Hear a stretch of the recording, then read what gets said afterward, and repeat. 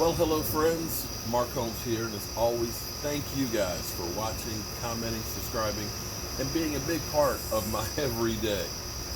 Without you guys, man, I'm not sure I'd make it without you guys, because you guys are an ingrained part of my day. Seriously.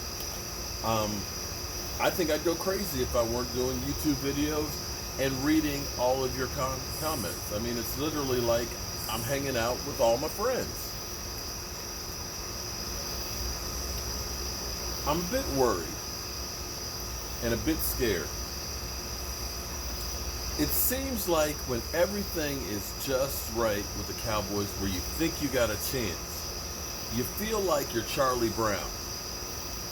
You know, Charlie Brown lines up, Lucy's holding that football, and every time you're about to kick that football and you know you're about to kick it true and it's going to go through the uprights, somebody, Lucy, pulls the ball away, and you just end up flipping.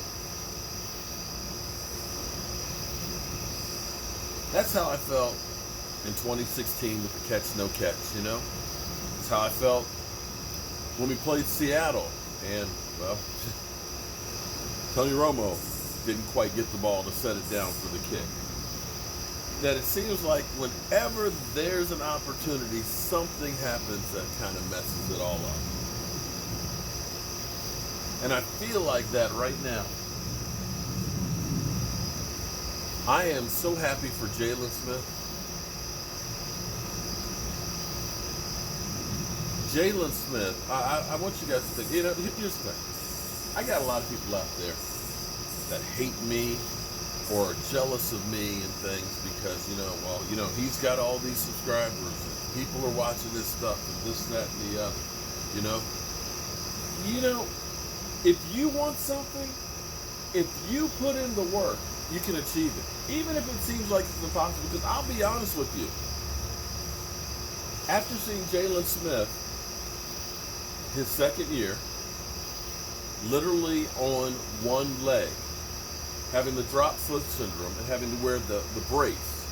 The brace was basically a glorified rubber band that would help pull his foot back forward. Jaylon Smith was a liability, and teams knew it, that you want to go ahead and put him on an island, make him have to make a move. Oh, he was great going straight ahead.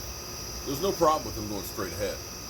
But when he had to cut or backpedal and get past coverage, you doubted it. You weren't, he was one trick pony, and that was straight ahead. Straight ahead he could go. But if somebody cut, he could not make the moves. And that's where I questioned. I said, this may be as good as it gets, because when you have drop foot, the longer it goes before it heals, the less of a chance that it comes back. And it was like, that might be the best we got. And that's why I was like, you know what? DeMario Davis, who was with the Jets, was a free agent. I'm like, you know what? Sign that guy. Because if Sean Lee goes down or Jaylon Smith isn't the guy, you got him in the bullet in the chamber. Cowboys didn't listen to me. They knew what they had with Jaylon Smith, apparently. Or they got damn lucky, because he should be an inspiration to everybody. Like Jerry said, he never was down. He never doubted. He never missed a workout. He put in the work, and now, 3 years after messing up his knee, tearing his ACL and his LCL, and then having nerve damage, being left for dead pretty much by most teams, he now has a 5-year extension worth $64 million. If that doesn't make you want to get up off your ass and go bust it to achieve something, then I guess nothing will. But back to the derailing of the season. I feel Jerry Jones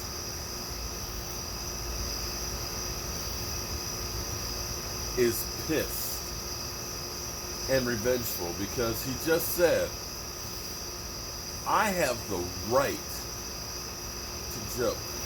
with Zeke Elliott. See, there was no urgency to do Jaylon Smith's contract. You got to read between the lines of this. Because Jerry Jones also said, that pie's getting smaller. Just took a piece out. We only have a pie that's so big.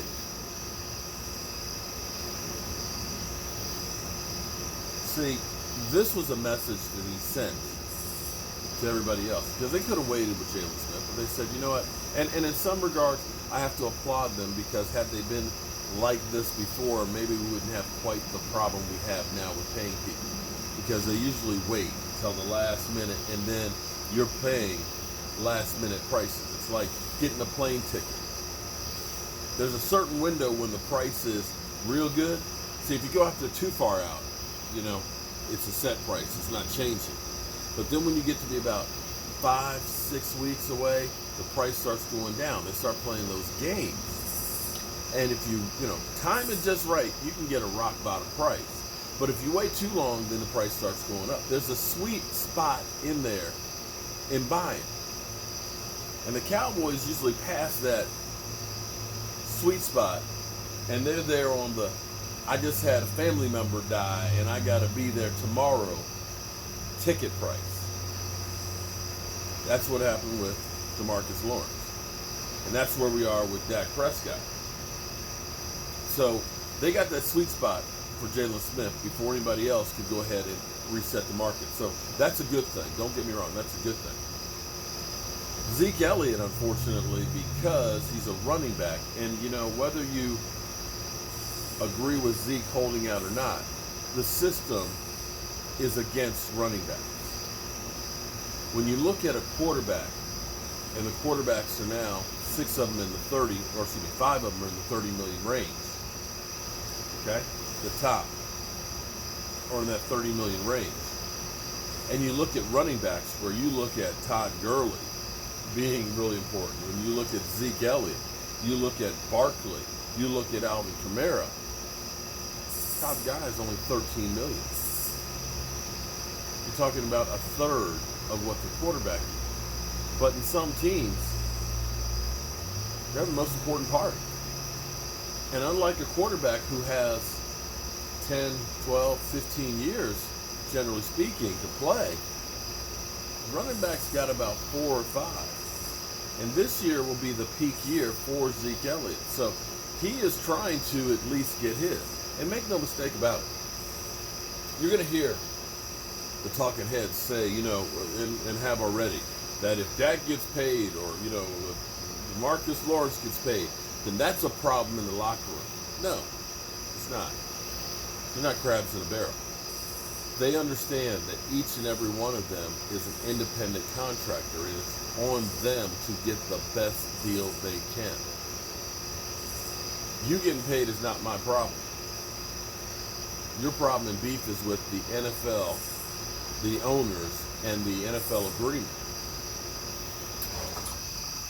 And so it's every man for himself in that locker room, and everybody understands that.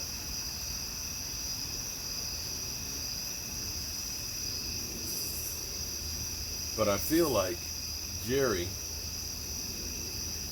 you don't want to get on Jerry Jones' bad side.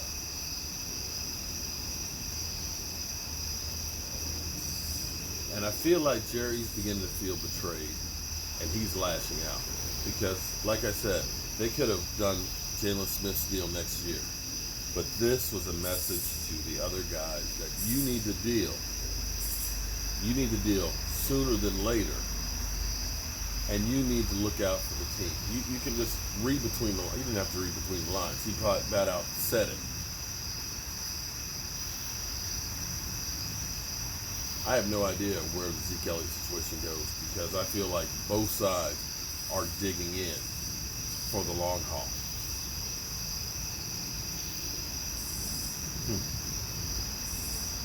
But I'm proud of Jaylon Smith. Jaylon Smith is a nice guy, and we're always told that nice guys finish last, and I don't believe that. I don't live my life that way. But Jaylon Smith did everything the right way. as opposed to what some others do. Antonio Browns and Le'Veon Bells and things where they throw it. Temper tantrum. Jaylon Smith deserved the money he got. And we are damn lucky that we got him.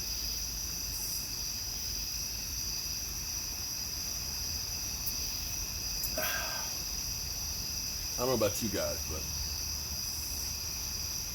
it's been a long day. I'm tired. My back hurts.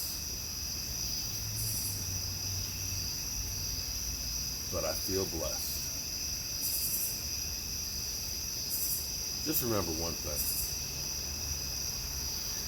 All you people out there who spend your time hating on somebody else or being jealous, take that energy, take that and put it towards yourself in improving your situation. And I guarantee you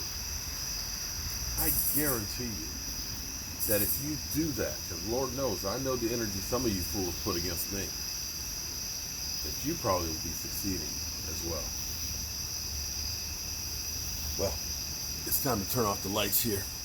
This party's over.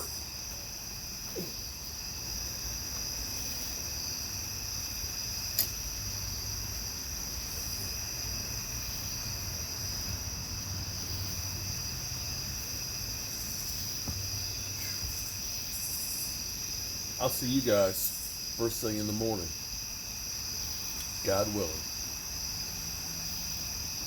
Hope you guys did everything you could to improve yourself today.